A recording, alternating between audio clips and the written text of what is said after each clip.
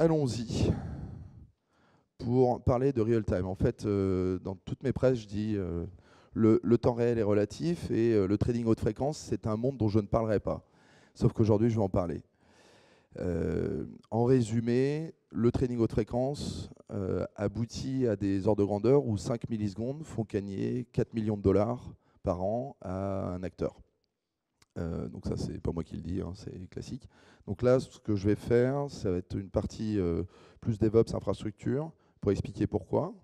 Et puis après, on va rentrer dans le monde humain et le monde algorithmique qui n'est pas dans les mêmes horizons de temps. Donc là, c'est la première fois que je pourrais expliquer pourquoi je pense que le temps réel, c'est beaucoup d'argent pour certains. Alors, qui connaît les fonds de pension ? Voilà, ce que c'est qu'un fonds de pension, d'accord. Donc un fonds de pension, c'est un fonds d'investissement dans lequel les gens mettent leur argent toute leur vie, pendant leur carrière, qui va leur donner je sais pas, entre 6 et 8% tous les ans, et ce qui va leur permettre d'avoir une retraite assurée sans avoir à attendre de partager le revenu des jeunes de dans 30 ans quand ils seront à la retraite. Donc, dans le principe, je vais être très jugemental, je pense que c'est plutôt sain. Et on peut en discuter après. Enfin, je pense que je vais faire plein de points un petit peu qui peuvent être sujets à discussion, mais je suis très ouvert à en discuter. Donc pour vous donner un ordre de grandeur, les fonds de pension, les fonds en général dans le monde aujourd'hui, c'est 100 trilliards de dollars, donc 100 000 milliards de dollars. La moitié étant aux États-Unis. Donc aux États-Unis, en retraite, chaque habitant a 155 000 euros en moyenne. En France, on est à 5 trilliards, et ça fait à peu près 2 fois notre GDP, donc on va dire 70% de ce qu'auront les Américains. Et dans le reste du monde, ils ont mis de côté l'équivalent de 7 000 euros par habitant, 7 000 dollars par habitant. Donc on a une industrie qui est très fortement développée aux États-Unis et qui peut laisser penser qu'ils sont vraiment autonomes sur leur système de retraite. Nous, on n'y est pas encore, et le reste du monde n'y est pas du tout. Un point positif en dehors de la sécurité financière à long terme des personnes qui ont pensé à ça dès aujourd'hui, et je vous invite à y penser, puisque on peut envisager avec une probabilité supérieure à 50% que notre système de retraite fasse faillite avant que vous n'y ayez droit. En dehors de ça, il y a un côté positif, c'est ces fonds de pension en fait se diversifient en termes d'investissement. Là, je vais éloigner parce que c'est insupportable. C'est mieux là ? Vous entendez bien ? Ok. Et dans leur diversification, typiquement, les recommandations sont de 5% pour du private equity et venture capital. Donc ce qui nous intéresse, c'est le venture capital. Donc sur les 50 trilliards américains, en fait, il y a 1% qui est dans le VC. Alors qu'en France, c'est 0,4%.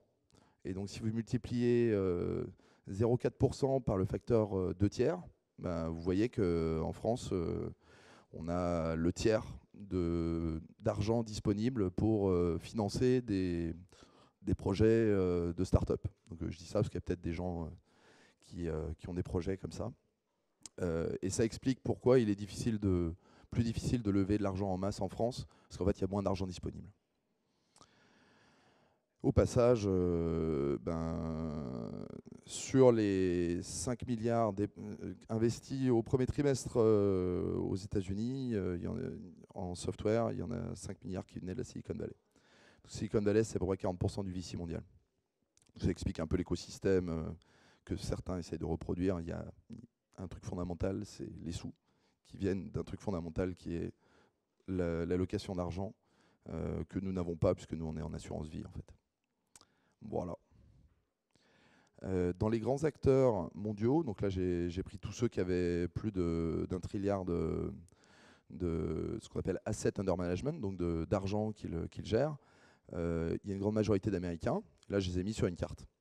Donc moi, pour vous expliquer mon histoire, j'étais responsable du développement pour une start-up dans les années 2000 côte ouest pendant 2 ans. Et après, je suis allé sur la côte est pour m'occuper du trading haute fréquence pour cette start-up qui s'est fait racheter par BT. Donc voilà, c'est des gens avec qui je bossais. Et qu'est-ce que je voulais dire? Et ce qu'on faisait, c'était un cloud pour le secteur financier. Alors, maintenant, comment ça marche? Ces gens reçoivent de l'argent de personnes qui veulent investir pour leur futur.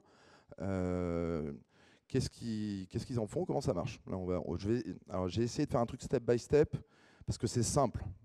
Et on va voir si je suis un bon speaker, si le message passe, et n'hésitez pas si ce n'est pas le cas. Donc là, ce que j'ai mis sur la carte, c'est les bourses américaines, telles qu'elles étaient à peu près sur la période que je vais couvrir, qui est 2000-2006. Donc avec leurs abréviations, bon, vous reconnaissez Nasdaq et NYSE. Après, dans les familles, depuis, il y a ICE qui a racheté NYSE, Nasdaq qui en a racheté 4 autres, CME a racheté Cbot, et les 3 autres sont indépendantes. Donc voilà, ça c'est les bourses. Nous en Europe, on en a à peu près autant, mais qui sont plus consolidés que ça. Ensuite, un truc à mentionner, mais je ne vais pas aller dans les détails, il y a des bourses sur lesquelles on va acheter et vendre des actions. Donc des actions, c'est des titres d'entreprise. Et il y a des bourses sur lesquelles on achète des instruments dérivés.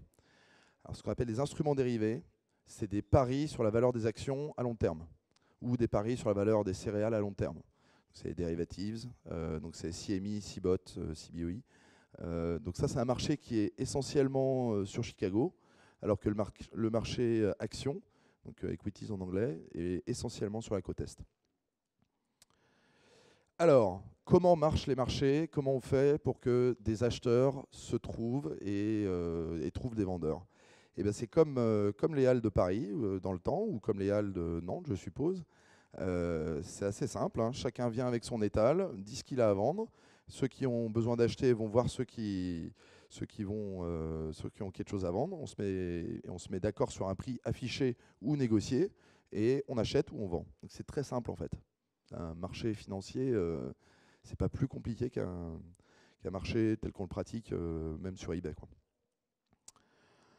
Donc ça veut dire que nos acteurs qui ont des sous, donc soit qui veulent investir, donc acheter, soit qui veulent vendre pour pouvoir retirer du liquide, en fait ils se retrouvent sur des places de marché que sont les bourses, donc les exchanges, et comme ça ils arrivent à trouver 1 million d'actions Cisco quand ils en ont besoin, ou vendre 1 million d'actions Twitter quand ils le souhaitent. Et voilà, c'est tout à fait organisé de cette manière. Dans les faits, ce qui se passe, c'est, alors là, on va rentrer un petit peu dans les détails, c'est tous les réseaux, toutes les bourses sont interconnectées, et ce qu'on appelle les buy-side, que sont les gestionnaires de fonds, en fait, s'appuient sur des sell-side, qui sont des brokers, des intermédiaires, pour travailler sur ce marché. Le sell-side ayant pour responsabilité de trouver le meilleur prix pour la transaction que veut faire le buy-side. Donc le sell-side va aller chercher dans les différentes bourses et en contactant ses copains, comment il va pouvoir vendre ses Cisco ou acheter son Twitter. Donc on a toujours l'investisseur en haut, donc, qui a autre chose à faire que de la finance, donc qui s'appuie sur un fonds de pension, sur un fonds, et puis un autre investisseur là-bas, pareil, qui a autre chose à faire que de la finance, et qui s'appuie également sur son buy-side, lequel s'appuie sur un sell-side.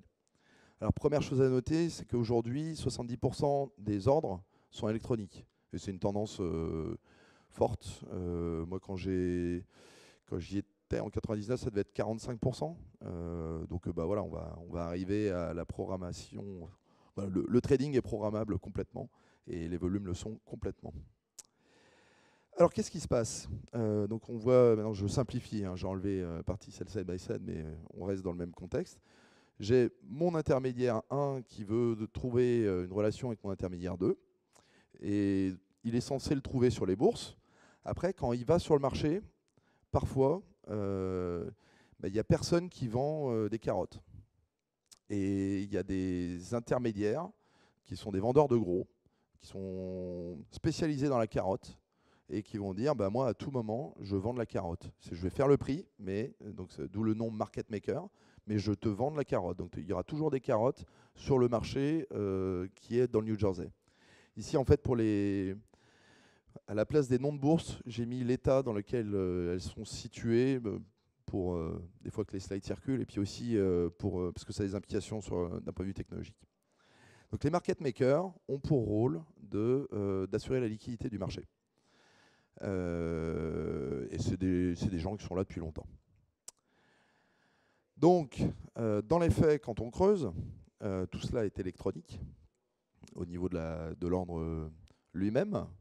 Et ce qu'on va avoir, c'est mon premier intermédiaire. Il va avoir des interconnexions vers chacune des bourses qui sont plus ou moins directes en passant par des centres de multiplexage entre les fibres des différents carriers qui vont l'amener vers le market maker et les différents marchés.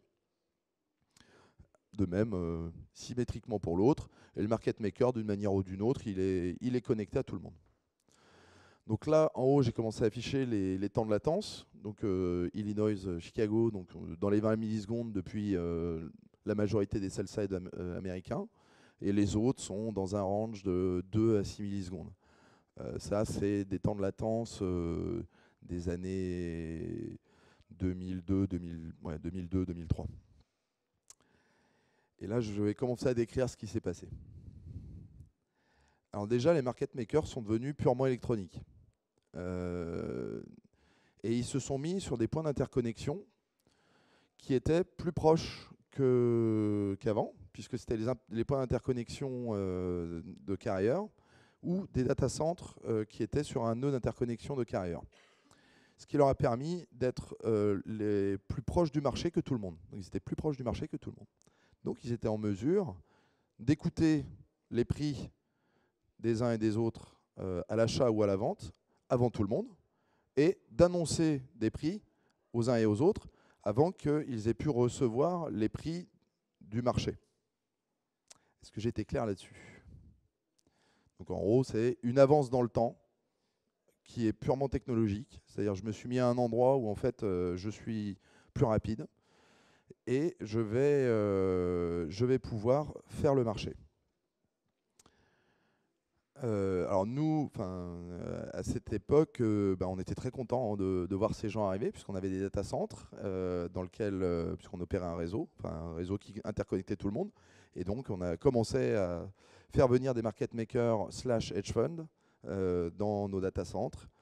Et on a lancé un produit qui s'appelait Proximity. On était très fiers, ça a bien marché. Pendant quelques années, ça a très bien marché.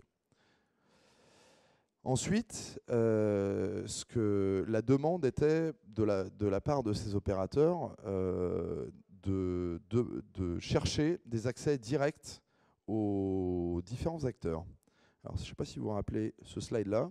J'ai mis 2 ronds parce qu'on traversait de Carrier Exchange qui est classique, hein, même à Nantes-Paris, il n'y a pas de fibre directe. Il doit y avoir un échange au moins à Angers et au Mans. Là, c'était fibre directe. Donc ça, c'est ce qu'on appelait l'ultra. Donc c'est la fibre directe vers les bourses et les différents acteurs.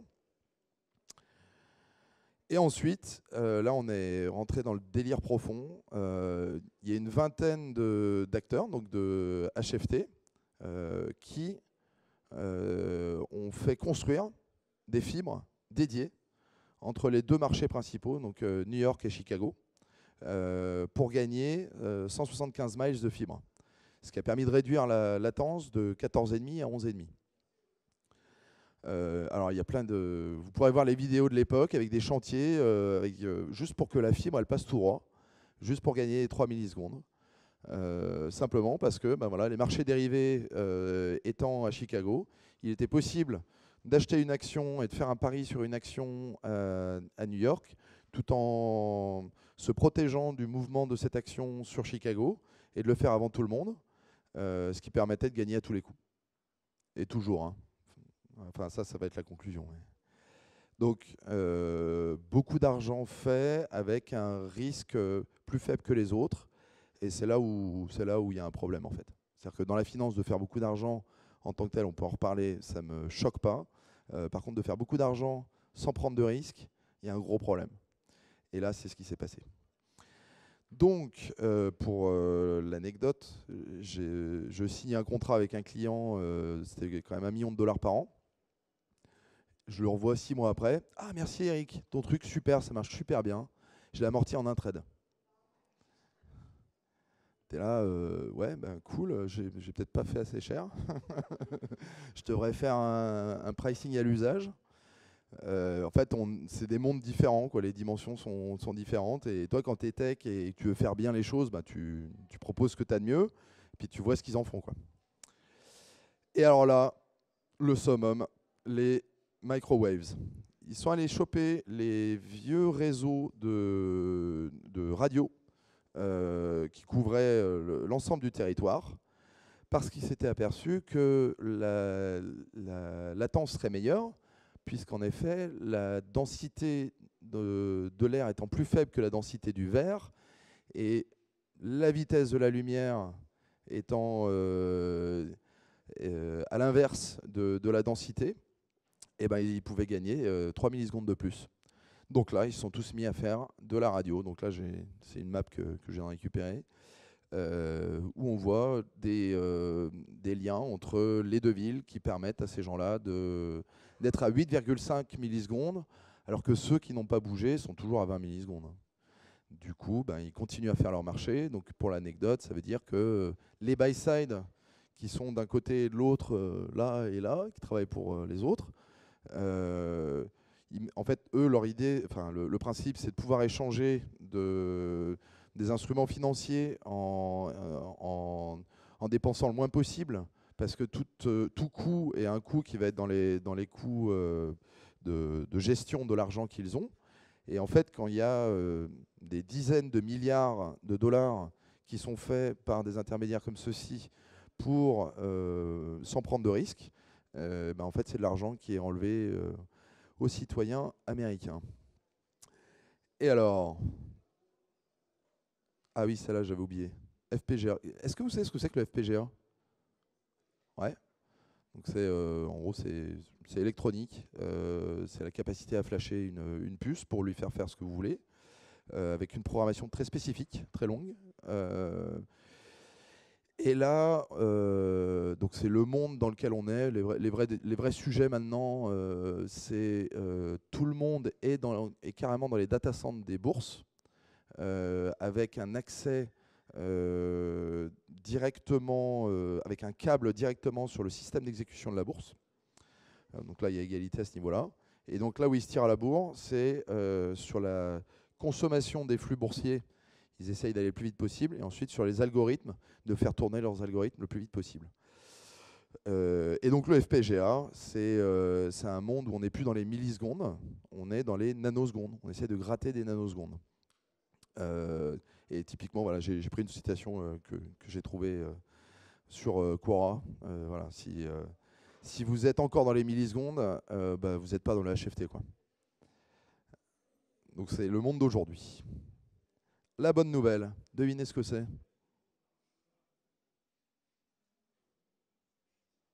C'est quoi ça? Ouais. Qu'est-ce qu'il y a là, à gauche? Il y a Londres. Et qu'est-ce qu'il y a là-bas en droit? Il y a Francfort. Parce qu'en fait, à Francfort, il y a les instruments dérivés, les indices, le REX et tout ce qui est Deutsche Börse. Et à Londres, bah, il y a toutes les equities. Donc Londres, c'est New York. Et Francfort, c'est Chicago. Et c'est la même. C'est exactement la même. Les mêmes acteurs d'ailleurs. Voilà, voilà. Donc c'est ça que je voulais partager avec vous. Je crois que j'ai une conclusion pour ceux qui veulent aller plus loin. Deux livres que je recommande. Donc My Life as a Quant. Donc ça, si vous vous intéressez au trading algorithmique, vous verrez les relations entre ce que nous on appelle des algos et ce qu'eux ils appellent des algos. Et en fait, c'est la même logique, hein. Donc si vous sentez une fibre de parieur, c'est assez sympa. Et sinon, ce livre relate ce que je viens de décrire. Et il a été écrit avec des interviews enfin, la moitié des personnes interviewées, c'est ses anciens collègues. Et sinon, dans l'actualité, il y a une bourse qui se lance en ce moment, qui s'appelle AIX, qui propose justement d'offrir la même latence vers toutes les autres bourses, pour casser l'effet latence et justement interdire la possibilité de faire du trading haute fréquence orienté latence. Avec beaucoup de difficultés de leur part, non pas en termes de business, parce qu'ils ont déjà tous les buy-side qui sont d'accord, mais parce que justement les intermédiaires et les HFT actuels leur mettent des bâtons dans les roues avec leurs moyens. Voilà. Donc le gars, donc hier, c'est très chaud, on est dans l'actualité. Le staff de la SEC a donné son accord, mais c'est que le staff. Les 3 commissionnaires, on verra ce qu'ils disent, pour qu'il y ait une bourse qui permette de le faire et qui n'existe pas encore en Europe. Donc si parmi vous, il y en a qui veulent s'y mettre, on peut en discuter. Je connais bien Ronan là à gauche. Voilà. Les questions, je pense que le mieux c'est de les prendre plus tard. Après, je vais vous parler d'un monde un petit peu plus proche de nous, plus intéressant en tout cas, mais au moins vous pourrez dire, je pense que je comprends à peu près comment on fait 5 millions de dollars avec 4 millisecondes. Donc voilà, dans le monde, il y a, quand on parle de temps réel, ça dépend vraiment de l'horizon de temps, parce que chacun va parler de temps réel de manière différente. Il y a le monde du trading haute fréquence, dont je viens de parler.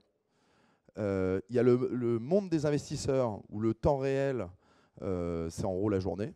On est investisseur, enfin même, moi j'essaye d'investir. Mon temps réel, c'est plutôt l'année en fait. Je ne regarde pas les évolutions. Si j'entends sur... voilà, je ne regarde pas. Voilà. C'est vraiment des horizons de temps très lointains. Je vous conseille de faire ça et pas du trading.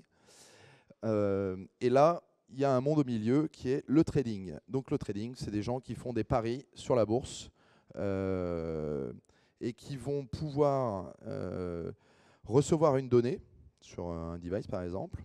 Donc par exemple Cisco cote à 83.14, passer un ordre et l'un des intermédiaires va valider ou pas l'ordre. Si au moment où l'ordre est reçu, le prix a varié, si c'est dans l'intérêt du client, bah, typiquement le broker, donc l'intermédiaire, ne va pas valider l'ordre. Et si c'est dans l'intérêt du broker, le broker va le valider. Donc ça, on retrouve quelques mécaniques. Bon, après, il faut bien qu'ils vivent. Et, voilà, je pense que c'est une manière pour eux parce qu'il y a quand même une petite partie de prise de risque, parce qu'ils fournissent un service. Après, le business des brokers n'est pas fulgurant au point de se dire bon, ils abusent. Par contre, donc le sujet maintenant avec ce type d'application, c'est de fournir à l'utilisateur final un prix qui soit le plus proche possible du prix réel de marché, le plus vite possible, afin d'éviter un taux de conversion faible. Parce que si vous êtes amené à ne pas convertir beaucoup, à ne pas confirmer les ordres, à ce moment-là, bah, vous faites moins de revenus. Et c'est le sujet dans lequel je bosse maintenant. C'est plus dans l'ordre de l'humain. Donc là, dans ce cas-là aussi, en fait, le temps, c'est de l'argent, parce que pour éviter des écarts de marché entre l'utilisateur et le système. Autre point que je voulais évoquer pour ceux qui sont intéressés par la transparence, il y a eu désormais des études faites sur l'impact de la transparence dans la finance, et notamment sur les réseaux sociaux et blogs financiers. Il est prouvé que lorsqu'il y a un partage en temps réel d'informations sur une action, ça coupe l'avantage qu'ont les insiders. Les insiders, c'est typiquement quelqu'un qui travaille chez Apple, qui n'a pas le droit de le faire, mais qui le fait quand même, et qui en parle à son copain, qui dit « Ah là, il y a un truc, Apple, on va se faire 20% demain ». Ça, c'est un insider. Donc il a un énorme avantage par rapport aux autres, et cet avantage, en moyenne, il est de l'ordre de 4,4%. C'est-à-dire qu'en fait, ces tuyaux, ils ne marchent pas à tous les coups. Mais en moyenne, il a quand même un avantage de 4,4%. Ce qui est énorme, parce que quand on fait des paris, je ne sais pas si vous regardez dans les casinos ou même quand on joue au poker, en général, les probas, c'est du 50,4% versus 49,6%. Si vous avez un écart de 4,4%, vous gagnez très souvent par rapport aux autres. Donc ça, c'est les insiders. De base, en fait, comme ils ont une information que n'a pas le marché, ils ont un avantage. D'où l'intérêt de faire en sorte que cet effet soit limité. ce qu'on a pu démontrer seulement récemment, mais enfin récemment 2013, hein, c'est que les actions, les instruments qui étaient couverts régulièrement par des grosses communautés de blogueurs et de social traders, en fait, dans ce cas-là, l'insider advantage descend à 0,9%. Donc c'est 3,5% qui sont directement attribuables à la transparence temps réel. Donc ça, c'est cool. Ça, c'est un vrai combat, parce que ça veut dire que les investisseurs qui préparent leur retraite ou les études de leurs enfants, eh ben, il y a 3,5% en plus dans leur poche. Voilà. Alors, sinon, en transition, je veux juste voir combien de temps il me reste. 10 minutes 10 ouais. Un autre point sur le temps réel et le streaming d'API. Un autre point sur lequel, pour dire que le temps réel permet de faire de l'argent. Alors, hop, hop, tac. Ah voilà, je l'avais changé. Ah, excusez-moi, je suis pas au point là. Ah mince, c'est une vieille version. Attendez, ouais, je vais plutôt commencer comme ça. Les applications, alors je ne sais pas si vous êtes fan de Waze, Uber ou Citymapper, moi je suis fan et addict, et puis il y en a d'autres dans le genre. Ce sont des applications qui ont en commun d'avoir une expérience utilisateur géniale, qui inclut entre autres, il ne s'agit pas que tout est dû à ça, mais ça inclut entre autres sur votre écran un petit truc qui bouge. Donc Uber, c'est le petit taxi. Citymapper, ben, on se voit dans la rue. C'est le truc qui bouge au moment où on regarde l'appli. Et bien ça a un effet hypnotisant sur notre cerveau. Parce que notre cerveau, dans sa partie reptilienne, donc inconsciente, est programmé pour considérer quelque chose de vivant s'il bouge toutes les 500 millisecondes. C'est-à-dire qu'on a un certain nombre de fonctionnements au niveau de la mémoire et au niveau des temps de réaction. C'est-à-dire, si je te pose une question, combien de temps tu mets pour répondre? On a 500 millisecondes. Voilà, c'est notre horloge. Notre horloge temps réel est à 500 millisecondes. Donc si vous ne rentrez pas là-dedans, votre appli, elle va être morte, va être considérée comme morte. Donc votre utilisateur ne peut pas se connecter dessus, enfin, ne peut pas se connecter émotionnellement dessus. Donc ça, c'est considération physiologique. Les autres considérations qui sont confirmées donc, par Google ou Amazon, j'aime bien suite Google parce que quand vous allez sur la partie recommandations pour développeurs, il vous dit en termes de latence, jamais au-delà de 500 millisecondes. Bah, c'est la même raison en fait. C'est que si vous avez quelque chose qui vous répond à moins de 500 millisecondes, le truc est mort.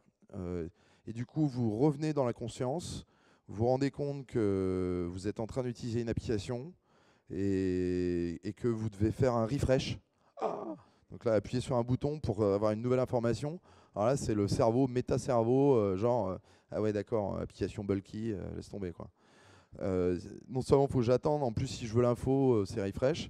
Donc ça tue. Et en fait, les applications qui sortent aujourd'hui et qui ont un franc succès, et quand je dis aujourd'hui, c'est une tendance, je pense, depuis Uber, on va dire depuis 2 ans. Elles ont toujours ce petit composant. Donc là, on va essayer d'aller dans les détails, avec le temps qui me reste, sur ce que ça implique d'un point de vue technique. Alors, le problème principal, c'est de pouvoir tenir les 500 millisecondes en temps réel.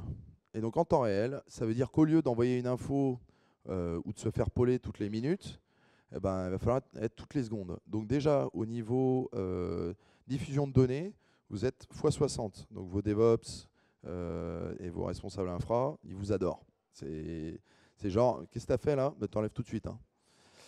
Donc ça, il faut y être prêt. Il faut être prêt au fait que vous allez avoir beaucoup plus de données qui vont partir. Après, en plus de ce à quoi vous êtes déjà habitué, avec le nombre de devices qui explose, le volume de données sur chaque device qui explose, et sur les mobiles, l'enfer de la bande passante. Parce qu'ils vous vendent, je sais pas combien ils disent maintenant, 100 MB ou je sais pas quoi, mais voilà, dans les faits, on connaît la réalité, quoi. Donc, les possibilités là-dedans, c'est le polling. Donc, le polling, c'est d'aller chercher l'information régulièrement. Le long polling, qui est en fait un appel récurrent une fois que la première réponse est arrivée. Et sinon, le streaming. Donc, je vais y aller très rapidement, parce que j'aimerais bien faire un peu de DevOps. C'est ma passion. Polling, long polling, donc là, c'est très simple. No, it's a hack.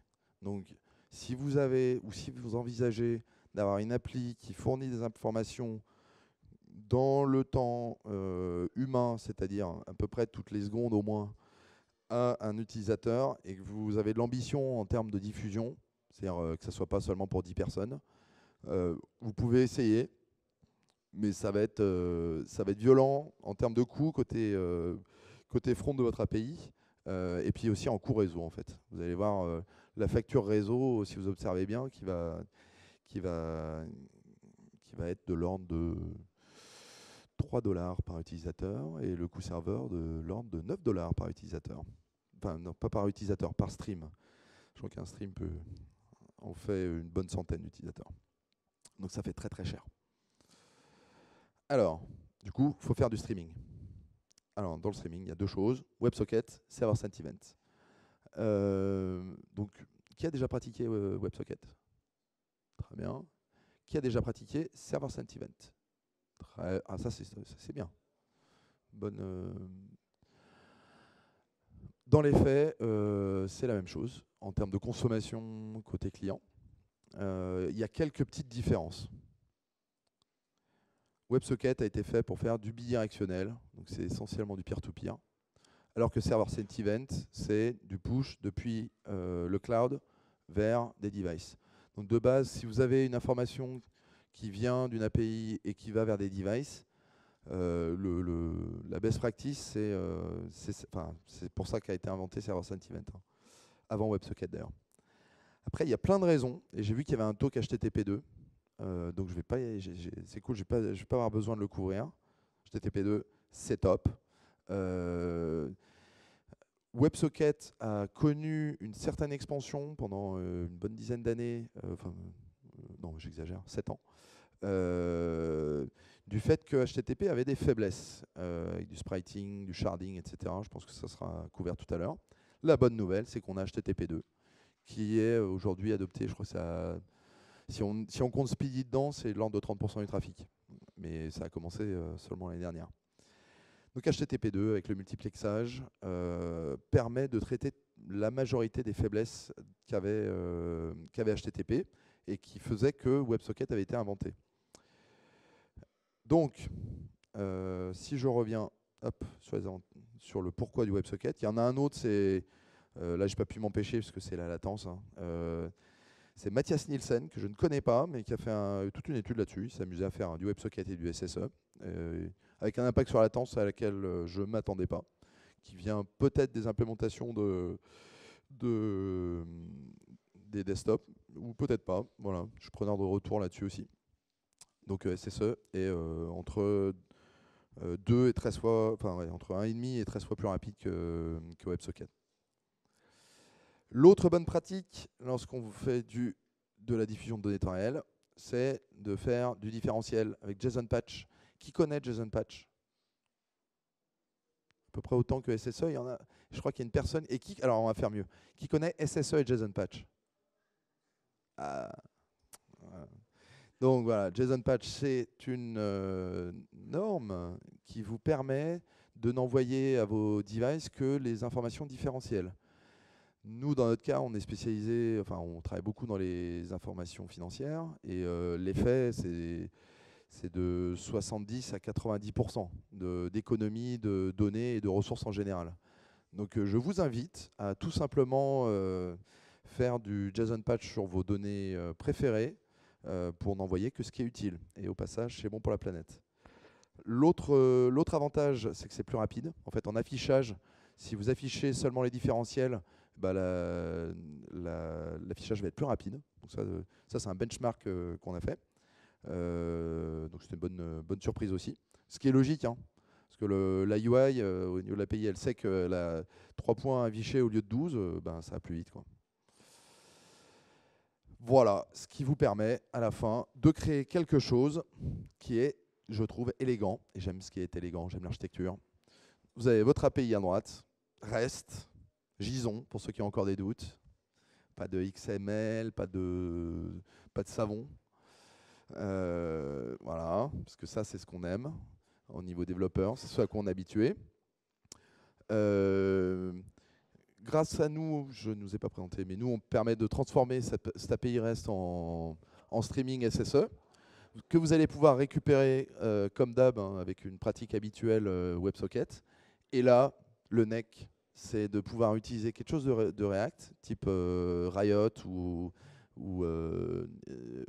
React.js, qui vous mettez vos observables avec un petit bus de données qui va récupérer les différentiels, et paf, vous avez une application qui est de bout en bout, depuis votre API jusqu'à votre UI. Vous avez une application qui est data-driven, enfin event-driven. C'est-à-dire chaque fois qu'il va se passer un truc dans le cloud, ça va être affiché sur la UI. Et vous savez ce qui se passe. C'est top? Non? Qui trouve ça beau? Ah, ça me rassure.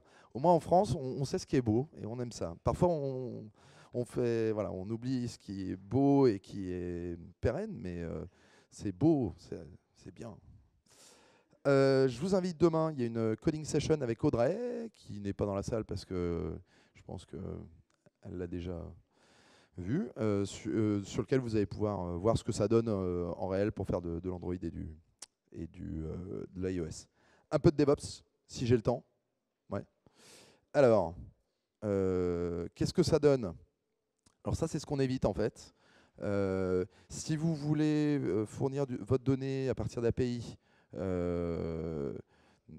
en streaming, bah, vous allez devoir fournir vos données à vos devices et vous allez devoir créer un backbone de streaming. Un backbone de streaming, au début, c'est petit, mais ça grossit très vite. Parce que d'autant plus que votre appli, elle est sympa, donc il y a plein d'utilisateurs, et vous avez une croissance virale qui fait que vous explosez les compteurs, vous avez besoin d'empiler les instances. Voilà, donc en faisant du streaming d'API, vous pouvez vous concentrer sur la partie transactionnelle. Et les effets, ah oui, alors là, ça c'est un autre truc spécial DevOps, Erlang. Pour ceux qui sont intéressés sur le dimensionnement d'un backbone de streaming, qui connaît Erlang en fait? 1, 2, 3, 6, 7, 8. Ok. Alors Erlang, c'est une loi de probabilité qui est utilisée en queuing et en dimensionnement de serveurs depuis... J'étais à l'école déjà, donc depuis, on va dire, 30 ans, et qui permet en fait de savoir pour un trafic donné, donc ça peut être un trafic de voiture, combien de péages vous devez mettre pour avoir une attente au péage inférieure à 1 minute. Donc c'est une loi, vous l'appliquez brutalement, et ça vous donne le nombre de serveurs que vous devez mettre en face. Et ben, je vous invite à regarder ça sur les problématiques dont on vient de parler. Et on a pas mal d'expérience sur le sujet. Sinon, le streaming d'API versus du polling, c'est assez violent hein, au niveau CPU serveur et network. Et au niveau l'usage des batteries aussi, c'est bon pour la planète, le streaming en général, hein, que ce soit WebSocket ou pas.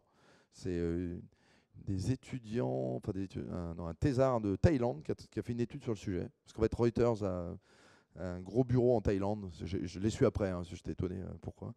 Et en fait, comme le téléphone n'a pas besoin d'émettre son petit paquet de polling toutes les secondes, 2 fois par seconde, il reste en mode réception.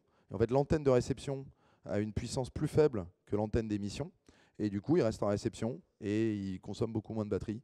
En ce qui concerne la batterie la batterie venant de tout ce qui n'est pas écran. Je crois que le plus gourmand dans tout ça, ça reste l'écran. Le mieux, ça serait de ne pas avoir cette chose-là. Voilà, c'était la petite note écolo à la fin, chose qui m'intéresse ici. Et c'est fini. Et je suis à peu près dans les temps.